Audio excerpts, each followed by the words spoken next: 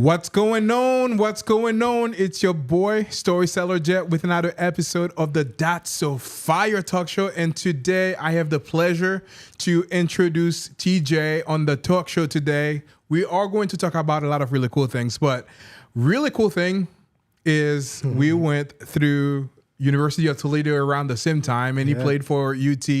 I'm going to let you share that story a little bit as well, but welcome on the show, man. Thank you. Super excited to have you. Thank you for having me. Beautiful studio, Appreciate that. Beautiful show. So I'm excited to be here and get to know, of course, a little bit of how you've done things, but more obviously you're here to see and hear and want people to hear and see what we've been doing. And I'm super excited to be here, though, man. Just a good thing. Absolutely. So the way that I like to start the show is to do a quick introduction of who TJ Fatinikun. Did I pronounce that right? You did. Fatinikun. Yes, sir. Yes, sir. Who's TJ Fatinikun? And then we'll delve into the conversation today from, you being an ex-NFL player turned to CEO and how you're redefining the game after injury. Sure. Who is TJ Fatinikun? And let's get started there. Let's get to it. Yeah. So who am I? One, I'm driven by faith and purpose. I love it. I'm driven by faith and purpose, and from a young boy, I've always had a very solid determination of what I felt was in my heart to become and to be and to do. And I've been fortunate enough to experience life. I don't take it for granted. I am grateful. I've come from, very strong background and strong people and family and associates, friendships. And so to continue to grow and elevate and, evolve in life takes every fiber and every being inside of you to be the best. Mm-hmm. And I love it. And I think for me, with coming up and growing up in Nigeria, born and raised in Lagos, Nigeria, and coming to the States, going on about 11 and landing in Philadelphia. This is my first stop. So I get that asked to me all the time. So I'm originally from Haiti, born and raised, and then moved to the States, and I went to a very cold place, Toledo, Ohio. Sure. So what was it like for you to move from Nigeria to Philly? Yeah. So man, moving to Philly was one. Of course, the cultural shock was different. I remember landing at JFK in New York, and it was snowing. And it was snowing out. First off, funniest thing was walking through the airport, took my shoe off on the flight to America. My shoes would not fit back on my feet. That is hilarious. So my older brother's like, yo, Tunji, like, what's going on? We got to walk through the airport. He's never been. We've never been. And we're walking through the airport, and the first cultural shock was I seen hot dog. Hot dog? Hot dog for sale in the airport. Like, hot dog? The only hot dog I know, and the only dog I know is dog of animal. What is a hot dog? Do they burn the dog or something like that? What the heck is going on? Hot dog. So we see hot dog, and I'm like, yo, this is different. Then we go all the way outside, come to figure out it's snowing. And so just off the jump, right, it was a different atmosphere, one that we all looked forward to so much. Our parents sacrificed so much to give us the opportunity to get to America. And, coming in and going to Philly was very much a competitive space. Yeah. Right? We didn't, at that time, my parents were still trying to figure out life. My old man was about 36 when he came to America. 36? Yeah. Wow. And so, the information they had and having to revamp and re-navigate and restart and then bring on, 7 kids at that. 7 kids? Yeah. Wow. So I come from a house of, mainly boys, 5 brothers, 1 sister. And it was a house of, my brothers are men. They're men, They're very strong. They know what they want. They're competitive, and having a tender skin wasn't really part of the equation in my household. Yeah, but it was all love, Mm-hmm. And that was one thing that I can always say was that the love is so strong, and I've been blessed. I just came back from Toledo actually this past weekend. Yeah. Spent some time with the family. But, you know, being able to see us all grow, and my parents having 13 grandchildren now, and, you know, none for me yet, but part of our dream and goal is to have a family and be a man. So just overall of, who I am, I come from strong roots, determined mindset, faith, of course, and belief in your heart, your work, never giving up. Yeah. And most importantly, enjoying the process of learning life. Take what you do seriously, but enjoy, your growth. Enjoy the people in your life that's been blessed to come by. I always tell people like, I'm such a makeup of the people I've met in my life. Yeah. Right. And I've been very serious about my friendships and my relationships because they all have to be of value. And if I can't bring value to someone or they don't bring value to me, we have no need to associate. Absolutely. And, considering all that, you now see things that are not of your strength when you approach it like that. Mm-hmm. And that allows for room for everyone to get better. So I'm always going to be the one to push the agenda to find ways to get better, to find ways to grow smarter, and most importantly, find ways to love the opportunity to do this life. Absolutely. So I guess the very first question I have for you, man, this is fantastic. Yeah. Actually, I'm going to take it one step back because I know this is probably very common for most people that are coming from abroad to the U.S. What were that culture shock and what were your parents doing before they moved to the U.S.? I know some people like mostly like from Haitian culture or other places, like some of them are doctors and stuff like that moving to the States and stuff like that, and things are completely different. What was that culture like? And why did your parents decide to move from Nigeria to the U.S.? First, my parents and my dad did not have to do it. And I strongly believe it's the same essence of good is not good enough. And when you have kids like we had, that he has, or my parents have, I think you want to maximize the opportunity for them.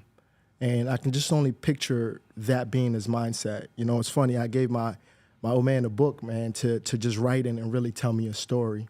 Obviously, I went through my sport world and kind of very individualized, way of work and belief and doing all I had to do to get myself there. So I sometimes feel there was a lapse a little bit of just really knowing my true background, but outside of what But I gave him a book and I said, Dad, I want to hear your story. And so he's, writing it out for me. But I know in his mind was, how do I give my children and ourselves and our family the best opportunity now? Because at that time, it could have been easily that we stayed back home in Nigeria, right? My father owned his own hospital back in Nigeria. What? Yeah. Wow. He owned his own hospital. I mean, I think he built that probably by the time he was like 26. So he was doing this, his thing. My mom had her own business. She was very much a merchant. She did home redesigns and things as that. She was kind of ahead of her curve back in Nigeria at that time. Yeah. And, they had 7 young ones that are growing up in Nigeria. And Nigeria, as we know, is, not full of the best things all the way around. Yeah. And if you're young and you get caught in that, you may just be a cycle. So we could have came at a later age. But for them to make that decision at that time and come to America and restart completely.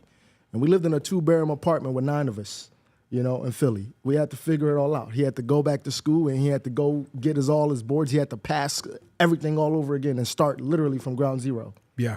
At a not so young age. And I watched, my parents really put themselves and put that together. And I think, I say this to the youth that I have a chance to mentor and guide. And I say, I come from a 2-parent household, but trust me, sometimes it felt like I was in a single-parent household. Yeah. And I couldn't find or fault any one of my parents for what they're doing because at the end of the day, they're providing the opportunity for us to find a better life. They're providing the opportunity for us to look at life differently. Absolutely. Right? And, exposure is just such an undervalued currency.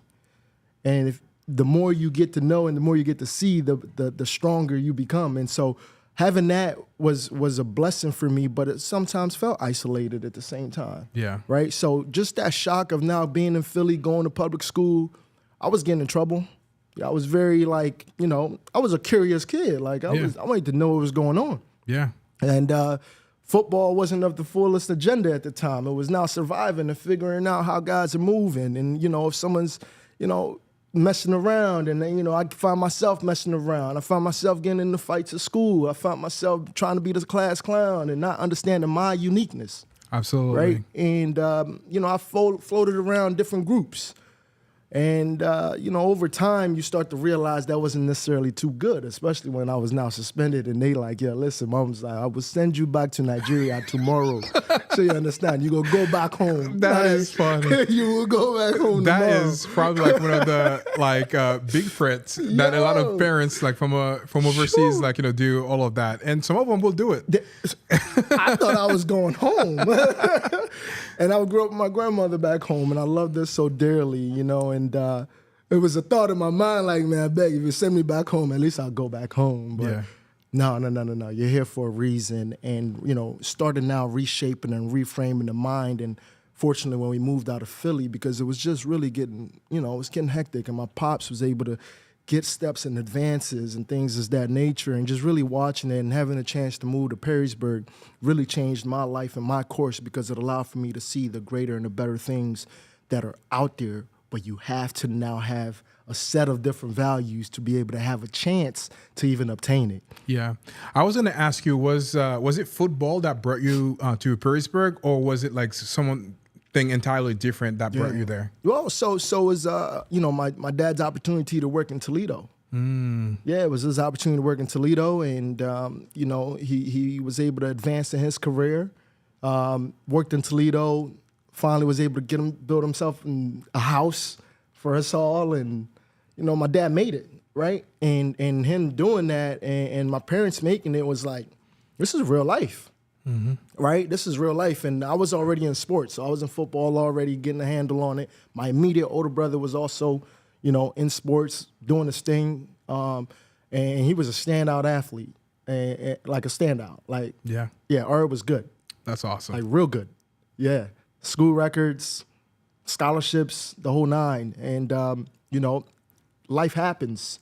And part of this whole thing, with having strong parents and having strong family, I was also able to see so much and learn so much from my immediate family that some people, it cost them so much outside of their realm to go learn these lessons and go learn failures and see how to bounce back.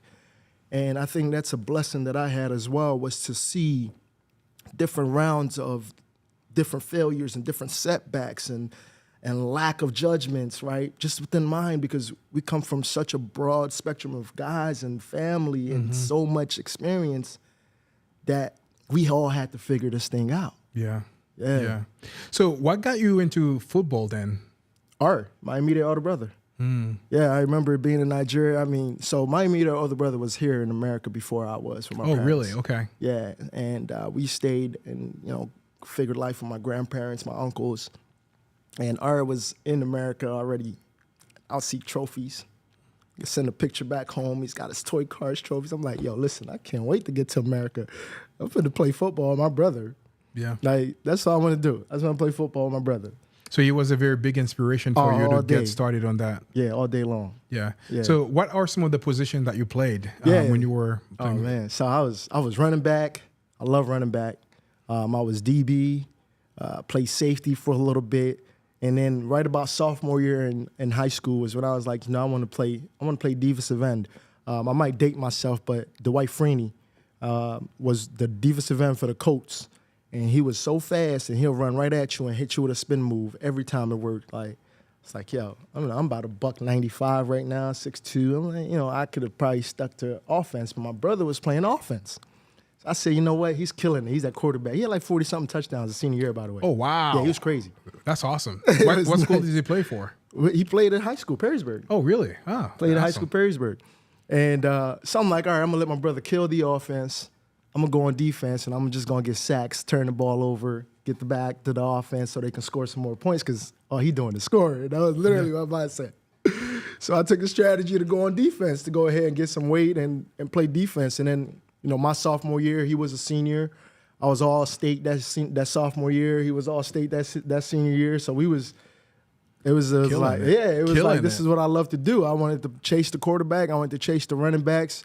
I wanted to make big plays because defense was just such a momentum game. So whenever you make a big play on defense, like you feel the whole crowd, the whole team, everybody gets juiced up. So Yeah. that was why I love to play defense and defensive end. That's awesome. So tell me a little bit about your journey now transitioning from playing for Perrysburg High School. By the way, we both went to the same college, which is awesome. Yeah. And you were there between 2009 and 2012. And I was there 2010 and 2014. So I probably went to many of the games that you played, which is awesome. So when we got introduced and I saw your pictures and I was like, wait a second, which is pretty cool. That's cool. So talk to me about that transition from playing from Perrysburg to now being playing for the University of Toledo. Yeah, Perrysburg was amazing, right? It was a small town, but loved football, and it was so supportive. And I got the opportunity, obviously, to get recruited into college. I got hurt after my sophomore year of football, going into my junior year of football. So I played basketball. And I really just enjoy basketball for the conditioning, the team morale. I love a team. You know, everything about me is like team. I love seeing camaraderie and just, man, I got this, you got that. You know what I mean? And so I'm like, I'm going to go play basketball, stay in shape. I go stay in shape. I go for a layup. As soon as I went for a layup, I blew my knee out playing basketball. Wow. After my sophomore season in high school.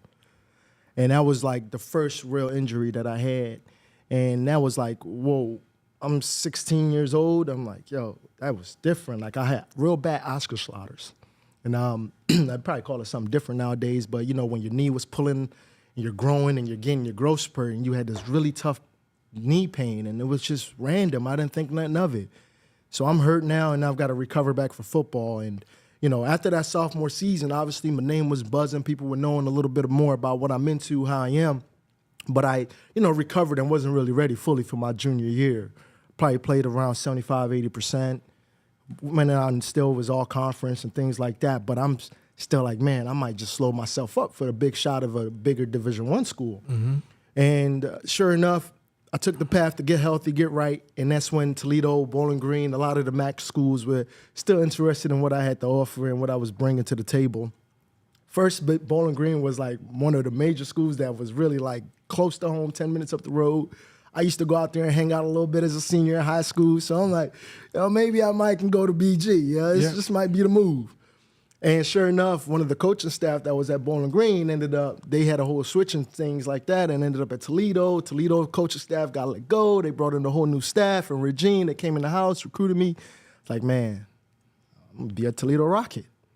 TOL! EDO! Let's go! That's awesome. Literally, man. And I ended up committing to Toledo. I finished my senior year of high school. Literally, man, I finished that day. I remember we had graduation on the 29th of May, if I'm not mistaken. That next very morning, I was already on campus at Toledo getting ready for the season. That's I awesome. didn't even hang out with my guys or nothing. I was ready to get to college. I wanted to be in college. I wanted to play big time football. I wanted to get some good education. I just wanted to start life and be a rounded person. I was ready to get in there. Yeah. What was the experience like playing to that level in college, big MAC school? And what was that experience like? Yeah, we came in at the regime that was really early on. Now Toledo in 09 Toledo is not the same Toledo at all, right? And we came in early where it was really the experience was about how gritty are you going to be, right? Like, yeah, you're in Division I football, but you now got to turn up. You have to make these days count. You got to go to school. And so we had a coach that came in from a big time school, but was very much trying to really recreate and just make us into humans that you never see on before. Like I learned so many great lessons from how hard of a coach he was because of he taught you what tenacity was, taught you what accountability was, right? Being dependable. There was just so many things when we go to class, being sitting in the front 2 rows, and if you're 10 minutes early, you're late. Wow. Right? So if class starts at 10 o'clock and you're there at 9:51, you're late. Wow. So we had where we was so strict and determined to really change the culture of Toledo football program And my class was the first to feel that. So right off the gate, it was like, man, this is college football? Like, this is serious now. They couldn't treat guys the way they treated us back in the day nowadays. Yeah. Them boys are different. They're different. But I loved it. And then, of course, getting out there, didn't redshirt, played as a true freshman. I missed all the snow foam parties. I missed all the college little joints and early in the game. Yeah. I was out there getting ready to go play today, go play Purdue, our first game. Purdue, the first game. How was that like? It was awesome, man. It was a good game. I had a good game out there. I was loving it. I love crowds. I love being able to get out there and just, you know what I mean? Mano y mano. I'm defensive end. I got a guard or a tackle coming at me. I'm gonna show you I'm strong. Like, you know, I love to compete. You know, I love to compete, and I was very much all for it. And it was a great year for us to really be able to redirect a couple things, and then start feeling more confident as the year ended. And then going into my sophomore campaign was when I was really ready to ball. Yeah. So you were there until 2012. Yeah, 2012. So from there, you made it to the NFL. Right. Can you talk to me a little bit about that experience, like being in college and like, you know, now going into the big time? Yeah. So college journey was really wild. I ended up going to my sophomore year. Then I made all conference, right? Did my thing. And then sure enough, going into my junior year, first 4 games in, I tear my elbow. So I tear my elbow, I'm hurt, I'm out for the rest of the season, was really starting to show up. Scouts was up and looking at us really like, man, you've got some potential. And then after coming back from that injury, because it was a season-ending injury, you have what they call junior day going into your senior year in college. Yeah. I was like 6'2", 245. I ran a 4.54. I was ready to go. Scouts is talking. They, hey, you're looking, you know, they can't say too much this time. But I'm understanding what's going on. Sure enough, senior season comes about. I'm ready to rock and roll. Senior year, I'm looking every bit about like I'm ready to go to the league. And in my mind, I was, of course, a lot of things in between this that I've learned so much now. And I look back on life, man, from just the energy and the intention that you got to put into every moment that you're at, right? Remove looking ahead too much. Keep your eye on the prize and the vision, but how intentful you have to be in these moments. And I think in college I was very much ready to get to the next level because I got the feel of what it could be like. I got the seeing what I could do, and you know, and I kind of I'm ready to get to this next step. Yeah. And sure enough, God had plans for me because He set me down 2 seasons in a row. My senior year, game 4, I get a call from an agent. They ain't supposed to call you at this time back in the day. I get a call, hey, you're looking like a 3rd-round pick. We've got, you know, this. All you got to do is get down to Boca, get down to Florida. After the season, we'll get you ready to go. You'll be ready to get into these all-star games. Game 4, 2nd quarter, I blew my Achilles. Wow. The week before, I just spoke to the agent for the first time. That is telling crazy. me everything. I blew my Achilles the very next game. And that was really crazy. I was a young senior, too. I was 17 my senior year, or going into my senior year, I was 17, so I turned 18 right about senior season started. So I was like a young boy, like on some like, dang, like I'm supposed to go to the NFL. I just tore my Achilles. I just spoke to this agent 6 days ago. What am I going to do? Like, what's going to happen? And what's crazy is I just came off a junior season that I just tore my elbow up for the rest of the season. So I was out for the rest of the year. Yeah. And so not getting playtime. Not getting playtime. So in that spring year of junior year, I loaded up my classes. I did about 28 credits. I was honorable. I was honor roll, all MAC. I was everything for that. I was like, yo, I'm gonna finish as much schoolwork and get myself as wise and smart so I can limit my time my senior year to just go train in the second half of the season. Yeah, I love it. I was always very smart. I'm always trying to, you know, so I was like, all right, cool. Let's load up the schedule. I loaded up. I did everything. I did my rehab. I did my school. So senior year, all I do was play football. That senior season, I was gonna go train in Houston and be ready for the league. Blew my Achilles.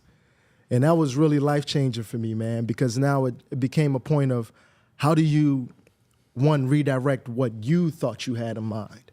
And I was young still to have that. And then this same kind of situation literally occurs again down in my lifetime. Yeah. And I would have never guessed it would have happened that way. Yeah, I think you touched on something very powerful over here. Like, as you're going in the midst of those hard times, how do you deal with that change? Like where you were like, you see the future, you're doing all of that, and something like that major happen, that could be like life changing. Like some people might give up and just like say, oh man, I'm not gonna even pursue some of these kind of things that I wanted to do. But can you talk to me about like, that mindset, or what advice would you give to somebody listening to this right now that might be struggling with like career ending injury?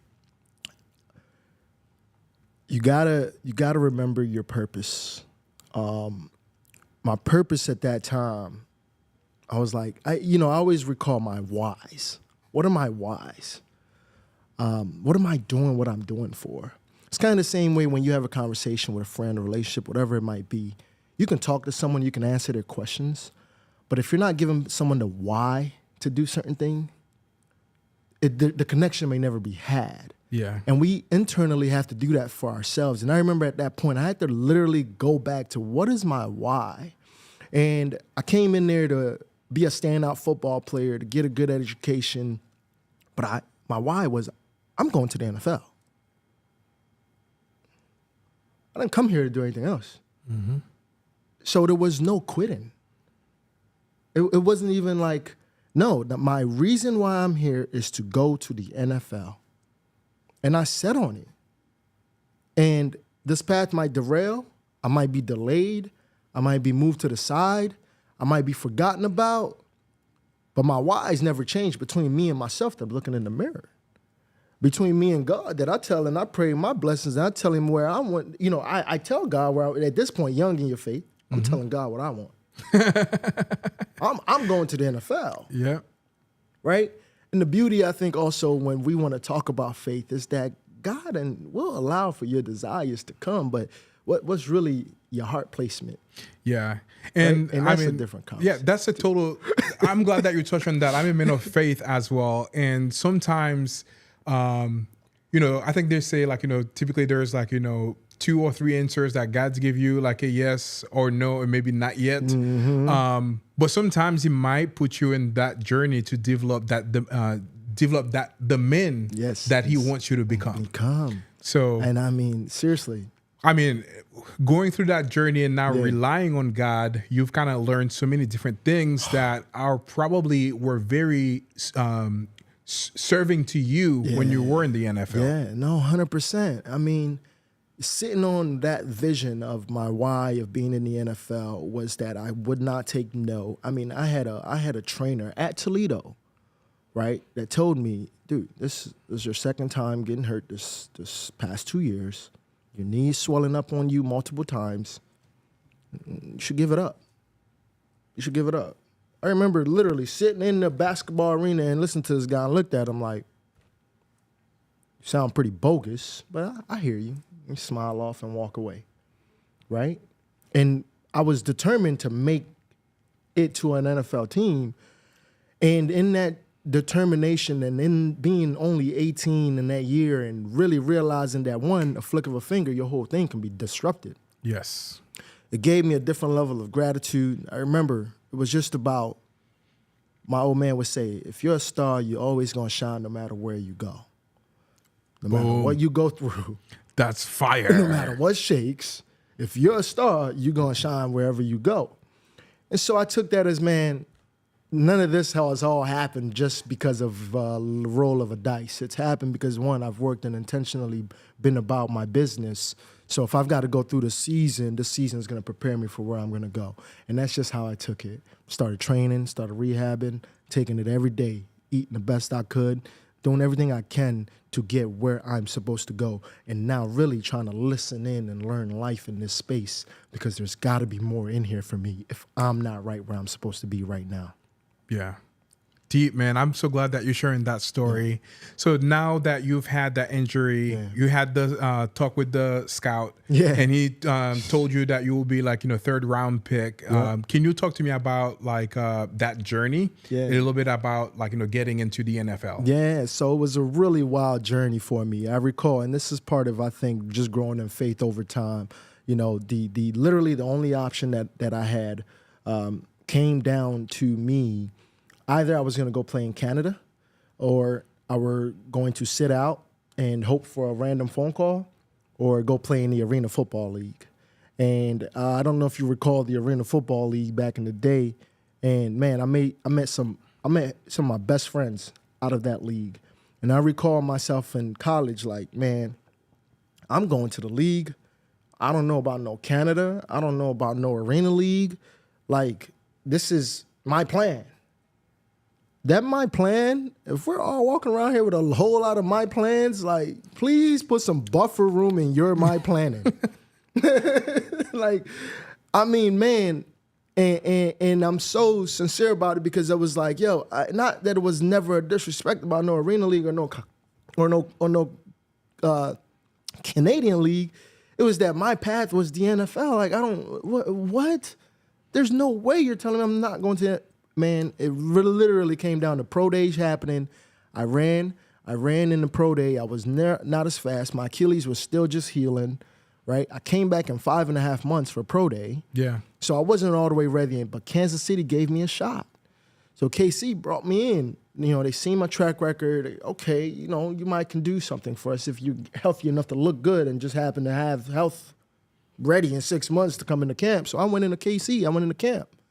And after camp, nope, rookie mini camp, you're still lumping, you're not fully healthy, you got to go get ready. So in that time, I'm like, wow, I'm about to miss the season if I'm not, you know, what am I going to do? Do I go to Canada? Do I go to Arena League? What am I going to do? And sure enough, I get a call from, his name was Mike DeJulio, out of Portland at the time. Portland, Oregon was a new arena football team that just happened to be on the mend. Like, they just created a new team. I seen a couple of the players that they were putting together. I'm like, man, these are guys that I know about in college, you know, some like Darren Thomas's, the guys that, you know, UNC, Deontay Page Moss. I'm like, yo, these are some names that I've seen that, okay, we might have some athletes and this might be worth a shot. Because at this point, I need film. I need to show I'm back active. I need to show like I've been working out, getting healthy. I need to show that I'm ready and good to go. And so God said that never would turn into your now. Pack your bags and go to Portland. And sure enough, I ended up going to Portland. You know, I lived in Portland for about 4 months. Didn't know that you can trade in the Arena Football League. While I was in Portland, it was just, okay, this is different. The Arena League didn't have what I expected at all to be when it comes to professional football. Yeah. Did not. It wasn't that kind of setup. And you had to get it out the mud for real. Like, it was really serious. And I'm like, my goodness, like, how are we going to do this? So I started Arena League in January, had a couple different scouting camps, and I would travel to go do this. I would run. I would be texting and sending emails to scouts. I mean, I went crazy about, like, yo, this is my goal. Like, this is the vision that you set. This is the vision. It's going to happen. It's just... Never gonna give up. I'm not giving up on this. And how would I know to give up on this? I don't even know how to say I'm not gonna continue chasing this path. But God planted me a seed to go to the Arena League. All right, keep watering my path right now. And that's one thing I think about faith that I learned over the time. You know, it's like you gotta think of your faith and the God and the moral compass in your life is like a lantern. Mm-hmm. Right? Like, it ain't gonna light up the whole entire room, but it'll light up that next step. You feel what I'm saying? Feeling it. It'll light up that next path. Like, and so I just kind of took that. One step at a time. One step at a time. And so I end up going to Portland. I met one of my closest friends, and we're still boys to this day, almost 14 years now, from California. You know what I mean? Didn't ever know the guy. And it's like, I built something there where it was like, all right, bet, yo, our plan here, bro, is we going to the NFL. I don't know nothing else. I'm not here to stay. I don't have no other agenda.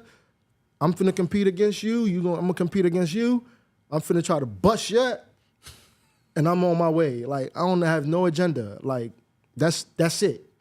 Sure enough, I get a call that they wanted to trade for me to bring me down to Orlando and play for the Predators, the Orlando Predators. Like, you can trade in the Arena Football League? I didn't even know that. Yeah, that's.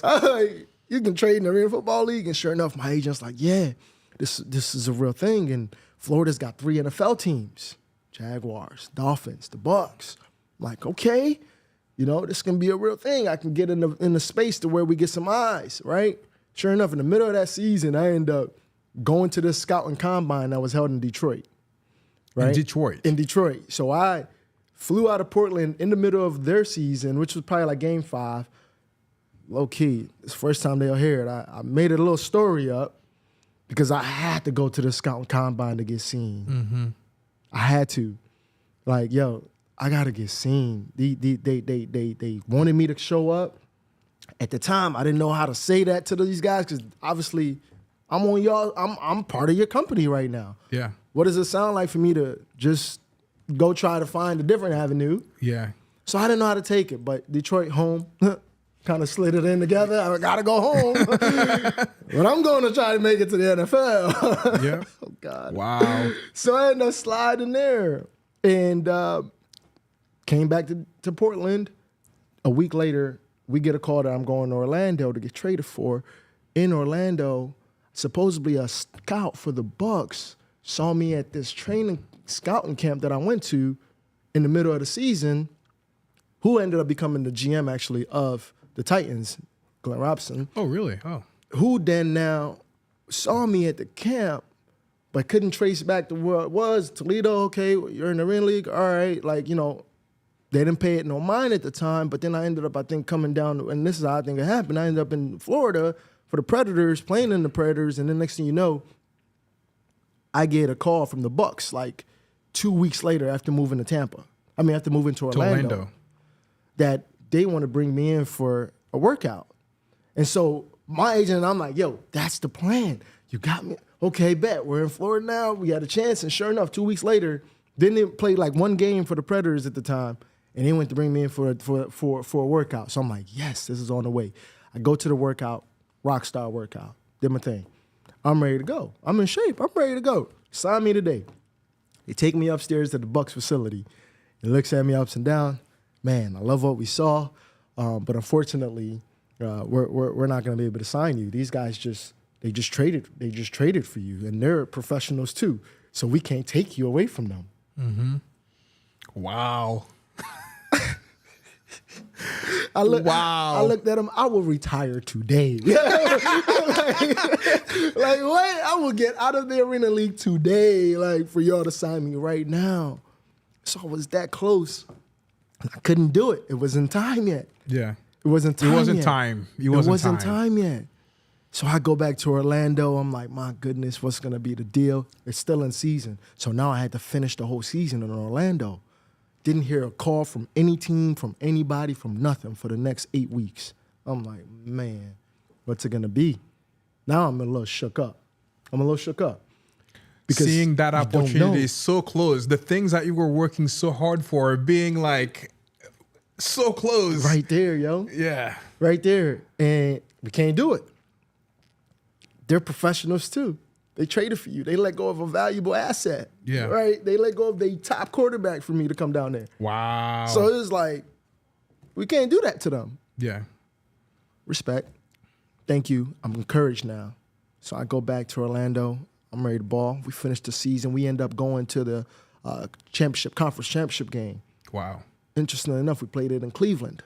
So we played against the Cleveland Gladiators in Ohio. So family was able to come on out, was able to hang out, played the game that day, had a great game. We lost in the final ends, in the final minutes, balled out.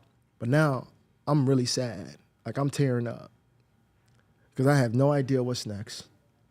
The Arena League I said I wasn't going to was the only one that gave me a chance to get football, and I got close to the Bucks that much. I could feel it all. I'm in the facility. I'm like, I'm there. So is this really what it's going to be now? Like, that's it? I'm done? Do I now got to really, take on the next thing I said I was going to do, which is go to Canada? Right? So all these thoughts was running in my mind. And this is at the end of the game. And, you hugging family. You did so well. Thank you. But deep down, my chest is pounding like, what's going to be next, yo? And it was crazy because, sure enough, I go to bed that night. We hung out. We hung out. I was like, bro, I don't know what's next. I just chilled. Wake up in the morning to a missed call. It was from Shelton Cores of the Tampa Bay Buccaneers saying, hey, we have a plane and a flight ready for you. Come on in. You're getting in the training camp. Boom. The next awesome. morning, The next morning. The next morning, I couldn't make this up, bro. The next morning, yo, I'm like, there's no way. I missed the call because I knew his name from when they first. I'm like, I missed the call. I'd have missed my chance. I missed my chance. My ass was up yesterday, hanging out when I should have went to bed knowing I got a camp. I'm like, I missed the call. So I call him back. I'm like, yo, Q, like, yes, sir. He's like, yeah, we have a plane flight. He's like, can you get to the airport? I was like, I couldn't get to the airport. It was like 11. It was like 10:40 something. I'm like, no, I won't be able to get to the airport. I'll be able to get, is it possible? Can I still get on the next? No worries. All is well. We got you the next one. We'll rebook it. Go ahead and get yourself to the airport. Man, listen. I go to the ice tray machine in the middle of the hallway. I'm pushing all the ice. I'm dumping it in the bathtub. I run a cold tub real quick. I'm like, yo, it's time. It's time. It's time. It's time, man. What an incredible journey. And you are a man of faith, and that is something that you mentioned to me earlier before we started on the talk show, and I am too. Yeah. But like hearing your journey like gives me chills. That's real, man. Man, this is incredible, and showcasing like the faithfulness of God. Like, God knows the plan that He has for you. Like, you might be telling Him, "Hey, like I want to do this," but like you might want to,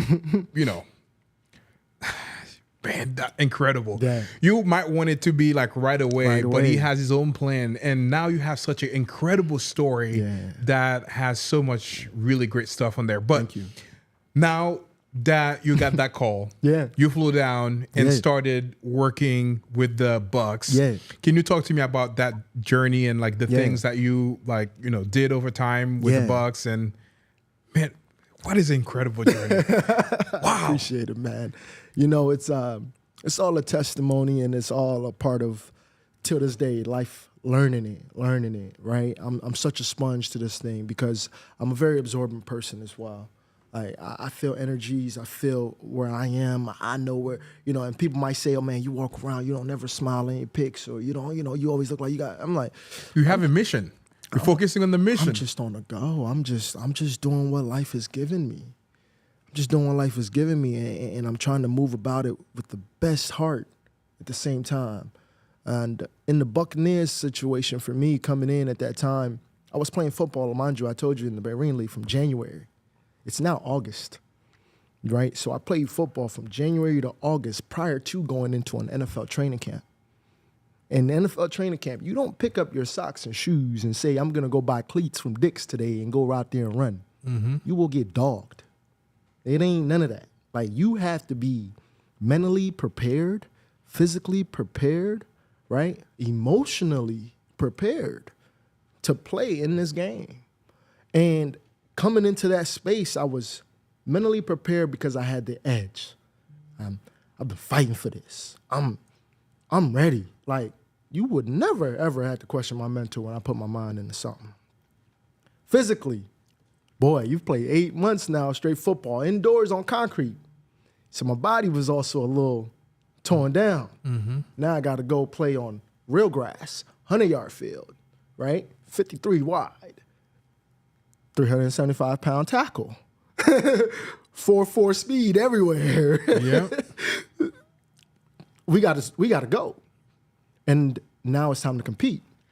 And so emotionally for me was now, how do I create this space to maximize my 3 weeks of training camp? Because I went into training camp with 3 weeks left. And how do I show, one, yes, I can do a standout job and still get a chance to make the final roster, or I could do a stand-up job and really just be like, okay, you know what? We don't know what we might do for you. You might just have to call it. So me, this was it. This was my Super Bowl. This was everything for me. And so sure enough, I went into camp, man, and I was on dog times. Like, they labeled me the Tasmanian Devil. Imagine that. I was out there. I didn't care about nothing. I was running. I was ready to tackle. I was ready to hit. You want a drill done? I'm here. This is it. And I did it consistently, and to the point where 3rd game of the preseason, 4th game of the preseason, I started the 4th game of the preseason. I went out there, tried to hold my stuff. Like, hey, mind you, I'm running a whole different scheme. Most of these guys got days and years and months ahead of me just knowing what they were doing. But I had to figure it out on the fly. But like I said, this is everything I have. And played in that final preseason game. First kickoff, ran down there, tackle inside the 20. Boom, let's go. I'm here. Then sure enough, the game finishes. We're all ready to rock and roll. What's next? You don't know. Now, the NFL gets real dramatic around camp time, right? It gets real dramatic. The drama come out. What's it going to be? Who's going to make the team? Are they coming to knock on your door to give you your playbook, tell you got to go home? What is it going to be? Sure enough, I'm in the hotel trying to figure out what's next. I felt like I had a pretty solid showing. I was always on time. I was first in my class to make sure I'm trying my best to learn. I'm sitting in the front. I'm absorbing. Just trying to really show I was ready to go. And I didn't get no word back after training camp. If I was released, if I was signed. And how long typically they give you those like answers? Like, is it you will know the next morning. The next morning. And how long did you go without knowing? Almost a day and a half. Wow. I had no word. And I'm in the hotel. My dad was celebrating his actual birthday, 65th birthday, where the whole family, Nigerian style, the whole family go come. Everybody go party. They having a great time at home. I'm in the Renaissance down here in Tampa, like, what's about to happen? No one's calling me. I'm even scared to call to find out if I made the team or not. I'm not about to call these guys. I don't know what's going on. Sure enough, I called the agent. I'm like, yo, I haven't heard anything in the past 24, 36 hours now. It's like, what's going on? Oh, what? I'm like, yeah. Like, sure enough, they forgot about me. They forgot about me. Wow. I don't know what that means. Long story short, my agent was like, well, you did your thing towards the end of that camp mode. They wanted to kind of hide you a little bit, right? But they didn't really put it out there if you was released on the waivers because you can get picked up on waivers. Interesting. So I'm like, this is not my agent's words. I don't know if that was actually the organization's words, obviously. Yeah. But I'm like, that's really odd. That's whatever. Like, man, if they was going to release me, they should just release me. I could probably caught some, my film was still hot. My film was hot. And let 10 other ends and people get released. And, so I'm now like just heartbroke now again. Yeah. Because obviously you didn't make the team. Back to Orlando I go. And we're living in a, I don't even want to say where we was living at that time. It was tough. Yeah. $300-something a week. Wow. I now became a security guard at Westgate's Resorts. Wow. Right? Like, I'm like, all right, I need to figure this out. Yeah, I got my college degree. Yeah, I just had my stint, but no, now it's like, I've tasted it. I know what it's like. I belong there. People respected me. I respected the people, and I respect things. But I'm back here now in Orlando. Got a security guard shirt on. Man, what's this gonna be? And now I'm like in a crossroad trying to figure out what it was going to be. And in that moment, all right, this is what I'm gonna do. I'm gonna work out and I'm gonna train. I got no money. I got nothing. Literally, I was hurting. Peanut butter and jelly sandwich type situation, bananas, like water gallon, go to work, try to get a little bit of this money that these people give you the opportunity to work so you can make something. So, all right, bet, I do this for 2 weeks, but I'm going back in this NFL. Somebody's about to call me. The Cowboys called me. They gave me a workout shot. Within 2 weeks, I lost almost 12 pounds because I ain't had nothing. Wow. They bring me in the training camp. They're like, to the practice or to the workout, they're like, you weigh 228. You're supposed to be 240. Back then, you ain't telling them I'm starving. I ain't got nothing going on. Like, go back home. Like, I mean, at the end of the day, you're going back home. Yep. You're going back home. So I ended up back home, back in Orlando, and I'm like, this ain't right. I need to figure something out. I just had another workout, but because I don't have nothing, I can't make the team now. Look good, look fast, look strong, but you're 228. It's not happening. All right. So I get off of it, back to Orlando we go. And I recall just really now diving down deeper, like what is it going to be? Finally, a couple weeks passed to work, so I was able to get me a little check, go buy me some real groceries, make my Chipotle at home, right? Bet. Let's get back in this groove. I'm working out still. I'm doing all of this. And I recall, man, random afternoon, Probably 3 weeks, 4 weeks goes by. Game 5 of the NFL season, Bucks call me back. They call me back like, hey, we want to bring you in. We like what we've seen, of course. We team needs you. Come on in. And they brought me in. And when they brought me in, I remember on my way to Tampa, I'm in my head like I'm now like, oh no, y'all I just had to suffer these past couple weeks and months. I'm hot. Like I'm on some me against me. I owe this for myself. Like, and sure enough, I went back and I spent just 3 weeks on the practice squad. And these guys was paying me to slow down. For real. They was paying you to slow down. They was paying me to slow down on practice squad because I was really on like, I got to make it off the scout team and I got to play in this NFL game. This is during the season. I got to play in this NFL game. I have to. This is everything. And, I got the call up. I remember Coach Lovey was our coach at the time, Coach Lovey Smith. And growing up, I was a big, Bears defensive fan. I was a fan of his defense. And so being able to play defense for Coach Lovey and his scheme and him finding me to be a good young man for real that knew football, that loved it, that wanted to play hard. And he gave me every opportunity to do so. And so sure enough, they called me up. They signed me to the active roster, played 12 games that season. And, everything was looking brighter and ready to rock and roll from there, for real. Started on all special teams, making plays on special teams, challenging guys on offense. I was third string towards the end of the season. Ended up going second string as a defensive end and a starter on all special teams. And that was all in 1 year. So I played football from January 1 year to January the next year. Wow. So you played 12 games. Can you talk to me about your experience doing your first game? Because that journey that you went through to get there, talk to me like the first time that you stepped your foot on that field. How did that feel? Man, that was amazing, man. That was everything. That was everything. And because you get called, like it's just so much that goes into that life. Like, you get called now, oh man, you're going from active roster. They take you upstairs, your whole locker changes. Like, you're an active player now. You know what I mean? It's a whole different ball game. And coming from my journey, my road, like of all of this to now being active was like, my God, like this is real. And we jumped out there, it was against the Vikings. And I recall, it was a screenplay, my very first play. It was like a receiver screenplay. Rushed the quarterback, receiver screen, and threw it right over our head. So you turn around and you running right to the ball. And I remember just running so fast and hard and determined to the football that I'm going to lay so hard of a hit right now because this is my first chance. Man, it was like 3 guys. Boom, like all at once. Everybody just hit. I got up like, I'm in the league. Like, let's go. Let's go. Like, wow, incredible. That was I still feel that because it was like one of those, like you running dead on at a target and all you want is contact, of course, as a defensive guy. And I wanted every bit of that contact. I wanted to hit the receiver. If it was my own guys, I wanted friendly fire. I didn't care.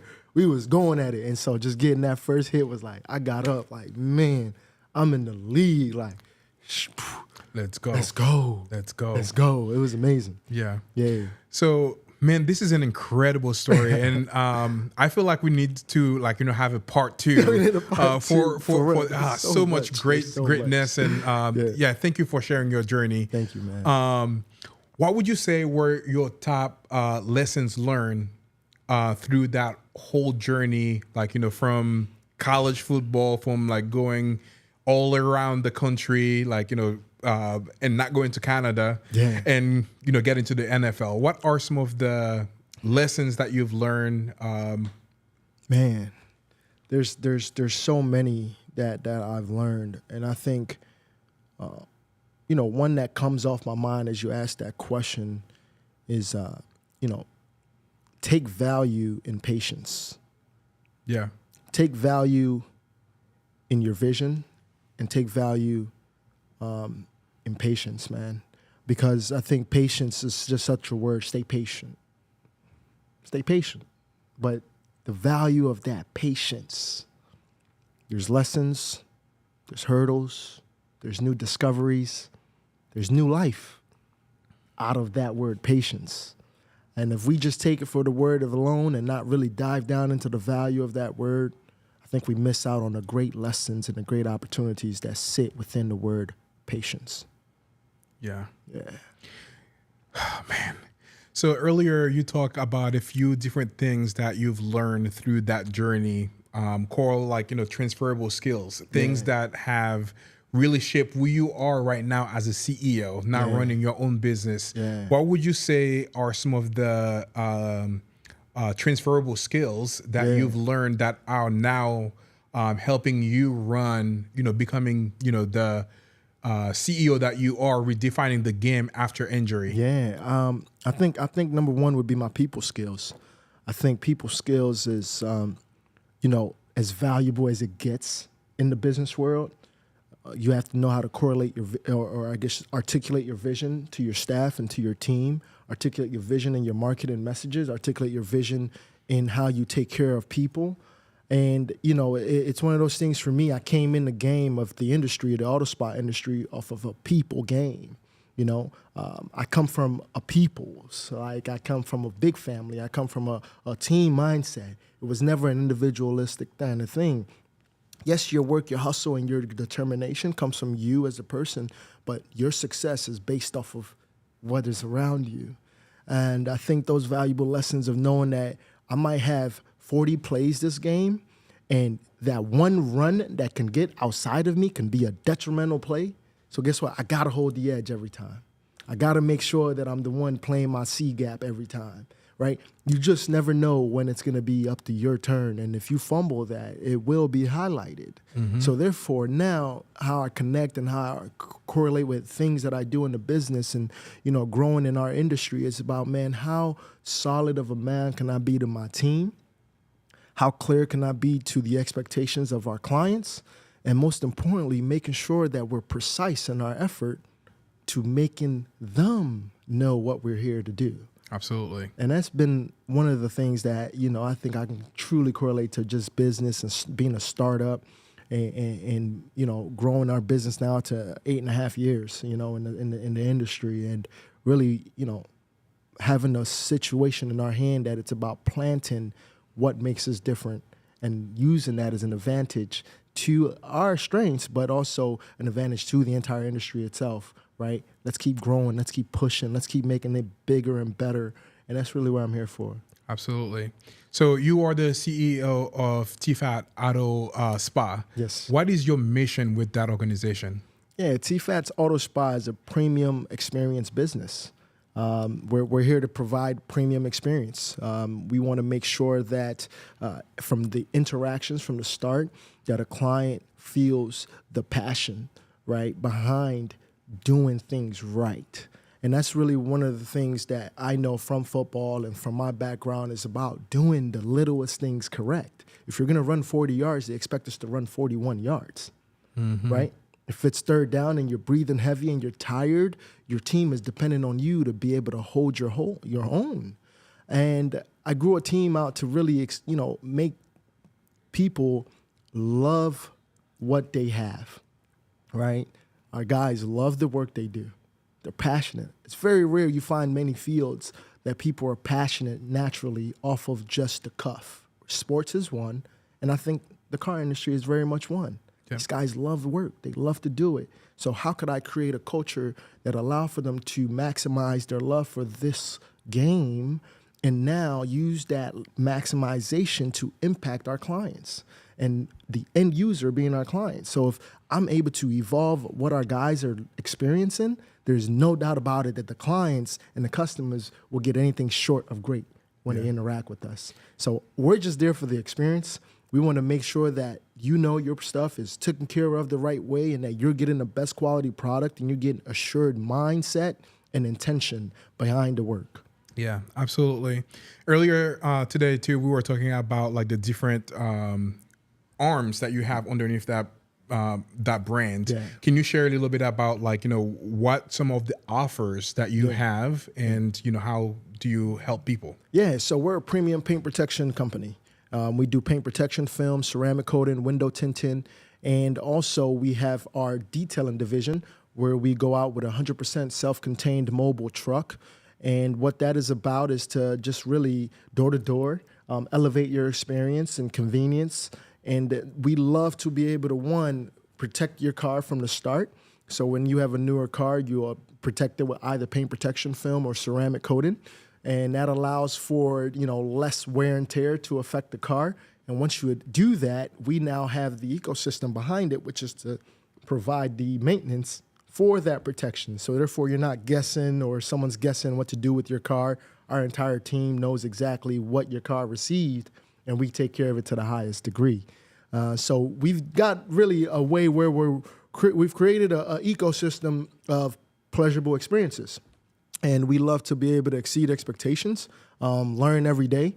And part of our values is that you got to stay intelligent, right? Keep finding ways to make things better and keep making it better for everybody that's a part of our company. That's awesome. So you were in the NFL and now transitioning to owning a business. Yeah. Can you talk to me? What was that push? What was that?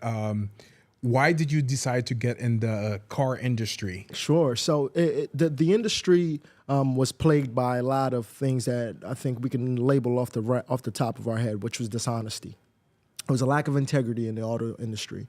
And came in this at the time while I was still in the NFL, didn't get to even really explain about getting injured and all that, and how that ended in the NFL, which is, That's why I'm saying, like, we need the whole part two. We need the whole part two. Yeah, for sure. Like, I know we talked earlier about, us, like, being done at 1:30 and it's 1:25 right now. So, I wanted to touch a little bit about, you being the CEO to really bring that home with people. But I definitely think we need to talk about. I got you. We will. And it was really about, in this phase, I started a youth camps. Right. And my youth camp were about football, but we were also very much focused on who you are as an individual, building you a successful ground, somewhere you can stand on that no matter what happens. If football is there or football isn't there, you're a young man with your mind right, with your heart intent fully correct. And now how do you have a framework to guide you to get you to what success looks like? And so that's the legacy builder part. That's the legacy. I want to talk so much about this because I think this is so important because God put us on this earth, we have a path that we need to do to pursue. But at the end of the day is what impact are you leaving in the world? Absolutely. What are you utilizing the gifts that you've received to impact other people, to, hand that hand back down to the people and rise them up.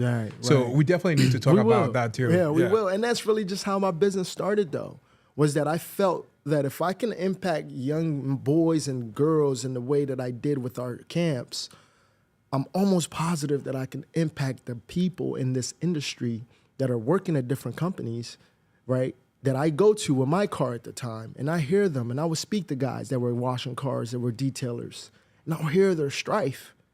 The owner doesn't pay me an X amount of time. Wow. I've been working and doing this for them, and nobody appreciates me. I'm working this, and I've got these many dependents. And part of my servantry mind was like, that can be changed. These people have love for what they do, and you can still say and talk like that? So the back end of it is these owners, these leaders, they're not being that. They're not being that. And so we need to change that. We need to fix that. We need to make it that, one, we put a stamp on this business that we're going to change what people feel inside of the company. And now, once you do that, the end users are going to feel every bit of happiness, every bit of that joy, every bit of that energy that is circulating in your company. And the work is the in-between. That is the byproduct of the great things that are being poured into these guys. And so I said, you know what? I wanted to start a company that had a team mindset, that you can create a team out of. I was always washing my car, and I was injured at the time, and it was a form of therapy for me. So I take my car to a self-service car wash and plug in the headphones and just, God, what is next, right? And I really felt the tug that being a leader in our community, being one that is going to do what it is you say you're going to do, and being consistent was a trait and an attitude that needs to be passed along and passed on. And I'm so grateful for the opportunity I've had to be able to start my own company and do this, and the guys that have came through and the impact that we're making and the energy that we're serving, right? I tell them we're serving energy, guys. Yes. The process, the SOPs, the systems, yes, that was my job. To setting this opportunity up, to get us into this space, to where you're respected, that was my job. All those things are all set up. Now, how do you serve the people now that you're experiencing a better attitude and a better way forward in your life? Mm-hmm. And so it's a constant mentorship, it's a constant deliverance, it's constant servantry. So we're just there to do our best for the people. And those that are our clients have been our clients for many years. They totally understand that mission. And we're only going to make that even stronger. And that's what I'm so excited about for our company. Super awesome, man. Now that we're nearing the end of the talk show, I want to talk about your faith journey. Yeah. What role does faith played in the overall, like, NFL journey, college journey, and now business journey? Yeah, I mean, I think I started. I'm a man of faith and purpose, and they tie hand to hand. Every one of us is gifted, and that's the core competencies. And I have a youth club called the Gifted Legacy Club, and we really are selective. And what we do is we select out of the framework we teach gifted, which is faith and purpose, being God, intelligent and being intellectual. F is for financially understanding, right? Having financial literacy and also being faithful, right? T is for tenacity. E is for the execution part about it, because once you have the four things, that fifth of executing, it's going to come to you. You're going to execute. And D is being dependable. You got to be a dependable man. You got to be someone that people can count on. You're trustworthy. You say what you are, you be what you are, and you're full of integrity. And, for me, it's like combining these values and living those values on a day-to-day basis. And coming on the flip side of that, it gives you all you need to learn about life and what yourself. And so for me, the faith just tied into every bit of it. I mean, how do I say it? Like, God is the realest thing ever. I'm a believer, and I feel as if I have a mission. And my mission is to, one, be as consistent as a human being as I can be, first off. Yep. Be as consistent of a human being as I can be. You can't be a hot and cold, wishy-washy. You get this person one day, you get a different... No, you how consistent of a human being towards the goals are you? And I put that as a credit to my faith walk. It's like God expects and wants for us the best things out there. Yeah. And the biggest challenge for a man is the mental toughness to stay consistent. And we have our laws day in and day out, and it's a challenge. And I think just the challenge of a man alone keeps me close to my faith. It's not easy for us. Yeah. People are looking at you. They want you. They want to see you be. They just want to know what you are as a man. Yeah, for sure. And I think it takes a pride to understand what that role is and what it means to be connected to the Holy Spirit, to allow for your inside to truly deliver what God has for this world through you. 100%. Now, to transition to that, you've gone through the thick of it. You've had a lot of injuries, like a lot of injuries that could have been career ending. Yeah. You were bounced to a bunch of different things, but you kept the faith. Yeah. What advice would you give to somebody watching this that might be going through a journey like that is filled up with obstacles, things that will kind of really kill their faith? Yeah. What advice would you give them as it relates to their faith journey as they are facing some of the big obstacles in their lives? Yeah. I mean, man, it's never easy to stand your ground when you face adversity. And one of my coaches, mentioned to me, adversity is one that you're either going through, that you're about to go into, or that you just overcame, right? And adversity it's really wild when you look at it in that perspective, because it seems like nothing's ever just going to be shining stars and ever fulfillment and just bliss. And I think that's what I've noticed about life, is that it's in the middle moments there that you find the bliss. It's in the process that you find the enjoyment. And so when the things do get really rocky and really hard, and I'm going through challenges, and I go through multiple challenges, like the ones that I've shared today are just part of the natural challenges that I have gone through. But till this day, there's still challenges and still hurdles to cross over. And I think really the amount of faith that you have to develop is that you got to go back to your whys. And I say that so much because once you determine what your why is, that's where really your fuel of passion is. And so sometimes you got to go back to the drawing board and redetermine what your whys are when you get stabbed and get hit and get pushed and get re-navigated. How close am I to that initial why that I had, or do I have to redirect what my new whys are? And once you find out what your whys are, right, trust in that. That's that moral compass. That's that voice that you want it to be louder. You want to trust it. You want to believe in that first thought. You want to believe in that feeling inside of you. But you got to engineer it. You got to work it. It's a muscle. And the way to work that is to find the right things, is to absorb the right things. I always say to people all the time, don't listen to the chaos. Don't listen to the chaos. That's what it's supposed to. The chaos is there to stir you up and make you lose track of that tiny voice that's keeping you in your track. And you just got to roll your boat, man. You know what I mean? Like just stay in rowing your boat.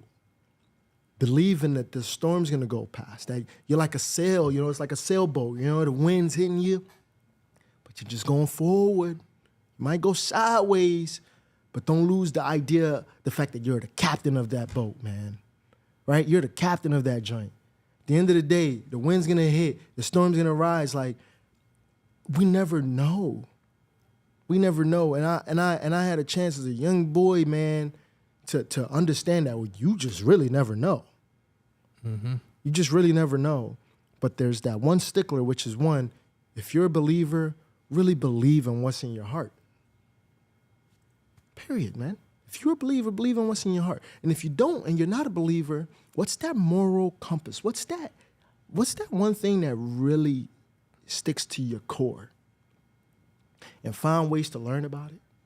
Find ways to find more understanding about it. Get uncomfortable, right? You can't be comfortable. So if we're going through adversity and it's not comfortable, it's okay because there's a better deal behind this. There's a different door opening. And like I always know and like I always say, if one door is closing, it's because another one's literally bound to open. Or it might just be open before you even look up. Yeah, and that is so true to your journey. And I kind of see that over time. Every day, every time that you feel like something is like, oh my gosh, this is the end, this is the journey. And literally the following day, getting the call that you were like, man, God works on his own time. He doesn't He does. Work on our own time. No. So, man, it was an incredible time. Yeah, man. Chatting with you today, and I truly believe that this is just the beginning. You are destined for so much greatness, and you're gonna impact so many people. With that story, that was incredible. Thank you, man. But before we end this talk show over here, for the people that would like to learn about TFAT Auto Spa, how can they learn of it and how can they get a hold of you? Yeah, 100%. TFAT's Auto Spa, we're located here in Tampa. We have a website, obviously, where you can go on, you can get in contact with me, you can get in contact with our team. It's TFA, TS Auto Spa, one word, all one word. And we're also on Instagram. We're on social media. Even if you're in the area, just put it in your Google chat, TFAT. It'll pop up.